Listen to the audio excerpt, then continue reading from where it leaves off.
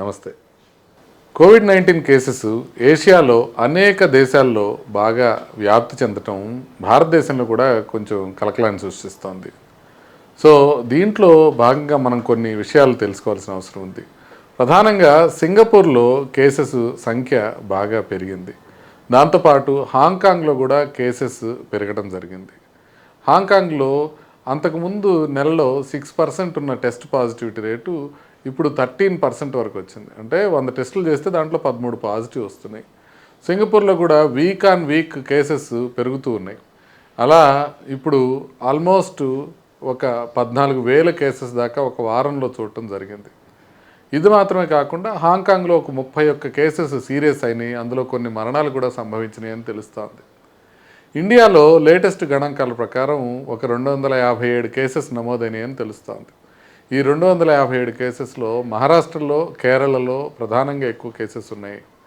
దీంట్లో 2 మరణించారు అన్న వార్త కొంచెం భయాందోళనకు గురి చేస్తున్నప్పటికీ గవర్నమెంట్ వర్గాల వరకు ఈ చనిపోయిన 2 కూడా కోవిడ్ వచ్చి వాటితో కోమార్బిడిటీతో చనిపోయారు తప్ప కోవిడ్ వల్ల కాదు అని.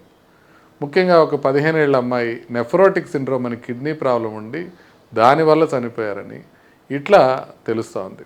సో మనం ఇప్పుడు కోవిడ్ గురించి తెలుసుకోవాల్సింది ఏంటంటే అసలు ఇప్పుడు మనకి ఇండియాలో ఒక వేవ్ లాగా వచ్చే అవకాశం ఉందా లేదా, అది ఒకవేళ ఉంటే దానికి మనం జాగ్రత్తలు తీసుకోవాల్సిన అవసరం ఉందా లేదా.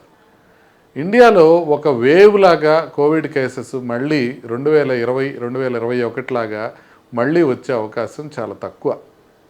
ఎందుకు అనంటే ఇప్పుడు హాంకాంగ్లోను సింగపూర్లోను ప్రధానంగా తిరుగుతున్న వైరస్ ఏదైతే ఉందో అది ఒమిక్రాన్ నుంచి వచ్చిన సబ్ వేరియంట్ మాత్రమే. దాంట్లో JN.1 అనే వైరస్ బాగా పాపులారిటీలో ఉండింది. అదొక సబ్ వేరియంట్. ఆ సబ్ వేరియంట్లో 2గా మారిపోయి ఒకటి XDV అనేది ఉంది. అది హాంకాంగ్లో ఎక్కువగా ప్రాచుర్యంలో ఉంది. అట్లాగే మీకు సింగపూర్ వచ్చేటప్పటికి LF7 అని, NB1.8.1 అని ఇవి 2 ఎక్కువగా తిరుగుతూ ఉన్నాయి. సో ఈ వైరస్లు ఏవైతే ఉన్నాయో ఇవి ఒమిక్రాన్ సబ్ ఫ్యామిలీయే కాబట్టి ఒమిక్రాన్కి ఆల్రెడీ మనకి ఇమ్యూనిటీ ఉంది కాబట్టి మనకి ఒక పెద్ద వేవ్ లాగా హాస్పిటలైజేషన్స్ అయ్యే అవకాశం తక్కువ. మరి మీరు అడగచ్చు, మరి సింగపూర్లో హాంకాంగ్లో కూడా ఒమిక్రాన్ వచ్చిపోయింది కదా, మరి అక్కడ ఎందుకు ఎక్కువగా ఉన్నాయి కేసెస్ అని. అక్కడ కేసెస్ ఎందుకు ఎక్కువ ఉన్నాయంటే వాళ్ళ ఇమ్యూనిటీ ఆల్రెడీ కొంత తగ్గుముఖం పట్టింది, అందువలన కొత్తగా కేసెస్ పెరుగుతున్నాయి అని చెప్పారు. అంటే ఇక్కడ డిఫరెన్సియేషన్ ఏంటి అనంటే ఒక కొత్త వేరియంట్, ఒక ఆల్ఫా, డెల్టా, ఒమిక్రాను ఇట్లా ఒక కొత్త వేరియంట్ కనుక కోవిడ్ది వస్తే మనందరం చాలా జాగ్రత్తగా ఉండాల్సిన అవసరం ఉంది. ఎందుకంటే మళ్ళీ హాస్పిటలైజేషన్స్ పెరుగుతాయి కాబట్టి. కానీ వచ్చిన వైరస్కే మన ఇమ్యూనిటీ వేన్ అయిపోవడం వల్ల వస్తే చాలా తక్కువ మందికి సీరియస్ అయ్యే అవకాశం ఉంటుంది, ఎక్కువ మందికి మైల్డ్గా వచ్చే అవకాశం మాత్రమే ఉంటుంది.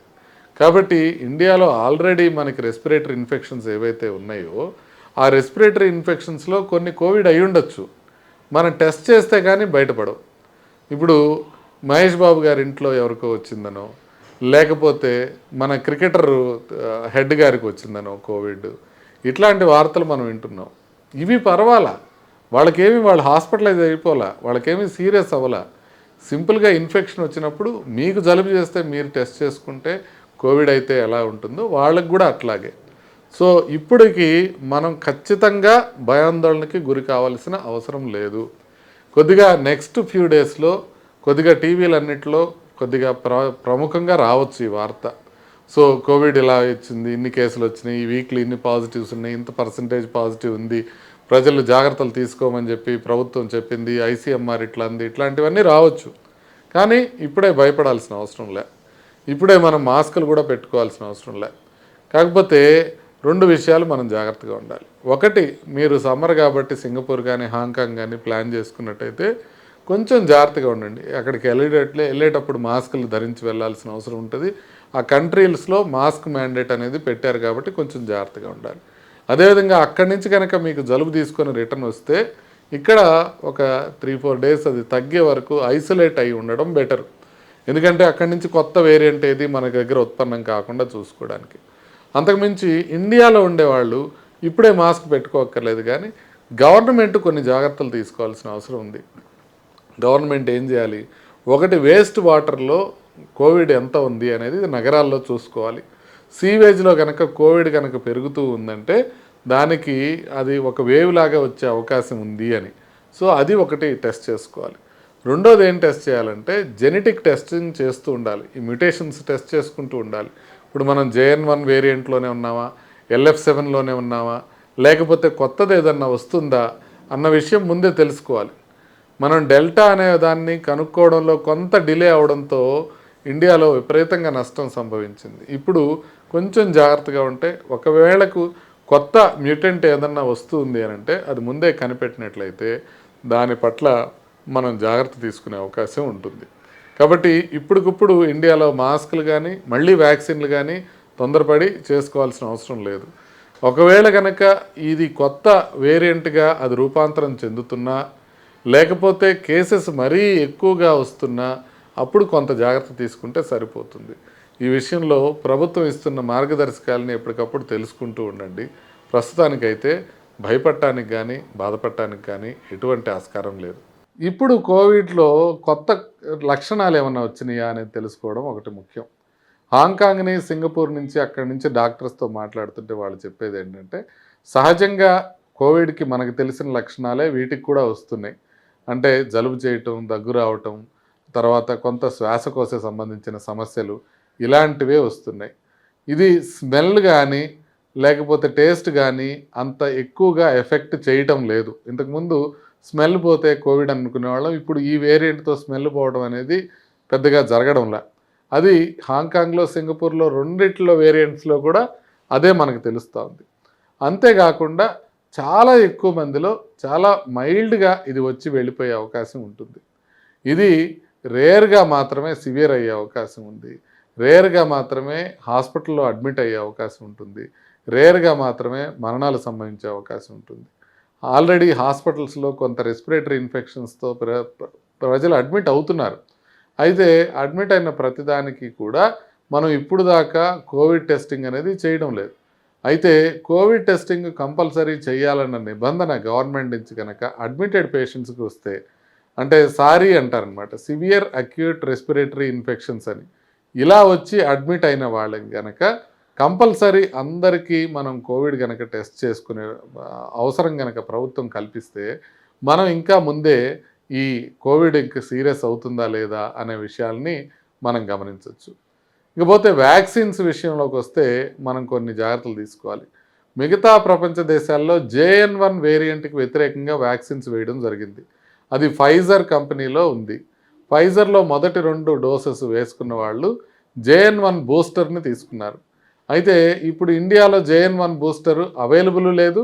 అవైలబుల్ ఉన్నా కూడా మనం తీసుకోవడానికి వీల్లేదు. ఎందుకంటే మనం ఫస్ట్ 2 ఫైజర్ తీసుకున్నాం కాబట్టి ఇప్పుడు JN1 తీసుకుంటే మనకు ఉపయోగం లేదు. మనం ముందు తీసుకుంది కోవిషీల్డ్, కోవాక్సిన్, ఈ 2 మాత్రమే. సో వాటిని ఏదన్నా బూస్టర్ తీసుకోవాలా అంటే ఇప్పుడు ఎట్ ప్రజెంట్ అయితే ఉన్న ఇన్ఫర్మేషన్ ప్రకారం బూస్టర్స్ జోలికి వెళ్ళకండి, అవసరం లేదు. ఎందుకంటే వస్తున్న ఇన్ఫెక్షన్ ప్రమాదకరంగా లేదు. కాబట్టి మనం తొందరపడి ఇన్ఫెక్షన్ కోసం ఇన్ఫెక్షన్ తగ్గించడం కోసం ఇంజెక్షన్ తీసుకోవాల్సిన అవసరం లేదు. అసలు కోవిడ్ వ్యాక్సిన్ ఎందుకు పనిచేస్తుంది? కోవిడ్ ఒకవేళ వస్తే సీరియస్గా రాకుండా ఉండటానికి పనిచేస్తుంది తప్ప అది ఆ ఇన్ఫెక్షన్ రావటాన్ని ఎఫెక్టివ్గా ప్రివెంట్ చేయలేదు. కాబట్టి మనకి ఇప్పుడు సివియర్గా వచ్చే కేసెస్ ఆల్రెడీ తక్కువగా ఉన్నాయి కాబట్టి ఇప్పుడు వ్యాక్సిన్స్ కానీ ఇట్లాంటివి వేసుకోవడం మంచిది కాదు. అయితే మనం ఇంతకు ముందుగా అనుకున్నట్టుగా ఏదైనా ఒక వేవ్ వచ్చే ముందు కూడా మొదటి వరుసలో ఉండకూడని వాళ్ళు ఎవరు అనంటే వృద్ధులు, తర్వాత కోమార్బిడ్ కండిషన్స్ ఉన్నవాళ్ళు, అంటే గుండె జబ్బు కానీ, కిడ్నీ జబ్బు కానీ, శ్వాసకోశ సంబంధిత డిసీజెస్ ఉన్నవాళ్ళు కానీ, క్యాన్సర్స్ ఉన్నవాళ్ళు కానీ, ఇట్లా వీళ్ళు ముందు వరుసలో ఉండి తెచ్చుకోకూడదు. అంటే వాళ్ళు ఎక్స్పోజ్ అవ్వకూడదు. వాళ్ళు ఎవరికన్నా జలుబు చేస్తే కొంత దూరంగా ఉండటం, అవసరమైతే వాళ్ళు మాస్క్ ధరించడం కొంత మేరకు చేస్తే కనుక వాళ్ళకి డిసీజ్ రాకుండా ఉంటుంది. చక్కగా హెల్తీగా ఉన్న యంగ్ పీపుల్ ఏంటంటే వాళ్ళకి మాస్క్ ధరించాల్సిన అవసరం లేదు. ఒకవేళ ఇన్ఫెక్షన్ వచ్చినా వాళ్ళు తట్టుకునే అవకాశం ఎక్కువ ఉంటుంది.